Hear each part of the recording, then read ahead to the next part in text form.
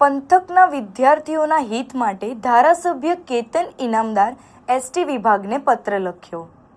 વડોદરા જિલ્લાના 135 વિધાનસભા મત વિસ્તારના ધારાસભ્ય કેતન ઇનામદાર પાસે ડેસર તાલુકાના શિહોરા પંથકના મુસાફરો, નોકરિયાત વર્ગ અને ડાકોર આણંદ અભ્યાસ અર્થે જતા વિદ્યાર્થીઓની રજૂઆત આવી હતી.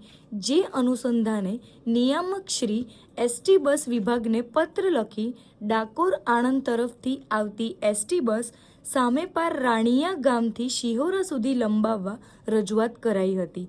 જ્યારે સાવલી એસટી ડેપોથી વહેલી સવારે વાયા ભાદરવા સાંકરદા થઈ વડોદરા અને આણંદ જતી એસટી બસોની અનિયમિતતા અને વિદ્યાર્થીઓની સંખ્યા કરતાં ઓછી હોવાથી શાળા કોલેજોમાં અભ્યાસ અર્થે અવરજવર કરતા વિદ્યાર્થીઓના અભ્યાસમાં વિક્ષેપ પડતા રોષ જોવાઈ રહ્યો હતો.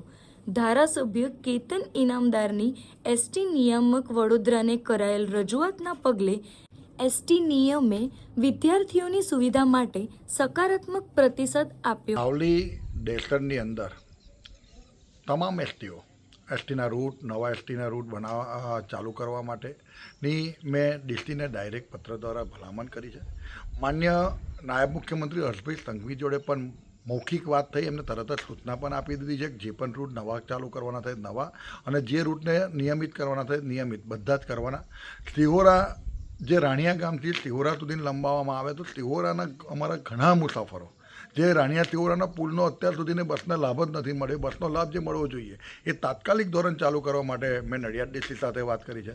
બરોડા ડીસીને પણ સાવલી સાંકરદામાં આપ જોઈ શકો છો કે આણંદમાં ભણતા વિદ્યાર્થીઓ ખૂબ મોટી સંખ્યામાં હોય અને રૂટ ઓછા પડતા હોય, એની જગ્યાએ સંખ્યાઓ વધુ હોય એટલે એ લોકોને ખૂબ મોટી તકલીફ પડે છે. અને વિદ્યાર્થીઓ સાચા છે, જ્યારે એમને આ વાતને માં એ લોકોએ જ્યારે પણ વાત મૂકી છે એ 100% સાચા હોય છે. જ્યાં એમને અગવડ પડે ત્યારે આપણને બતાવે છે અને જ્યારે પણ એમને તકલીફ હોય છે ત્યારે આપણે ડીસીનું ધ્યાન દોરીએ છીએ. પણ આ વખતે હું ચોક્કસ એમને એવું કહું છું કે ભાઈ ડીસીને પણ કહું છું કે ભાઈ તમામ રૂટો પર તમારું નિયમિત તમારું ઇન્સ્પેક્શન હોવું જોઈએ, રૂટ નિયમિત હોવા જોઈએ, વિદ્યાર્થીઓને સમયસર સ્કૂલે પહોંચાડતો રૂટ અને સ્કૂલેથી ઘરે પાછો લાવતો રૂટ, ખાસ કરીને બસોનો ઉપયોગ વિદ્યાર્થીઓ જ કરતા હોય છે.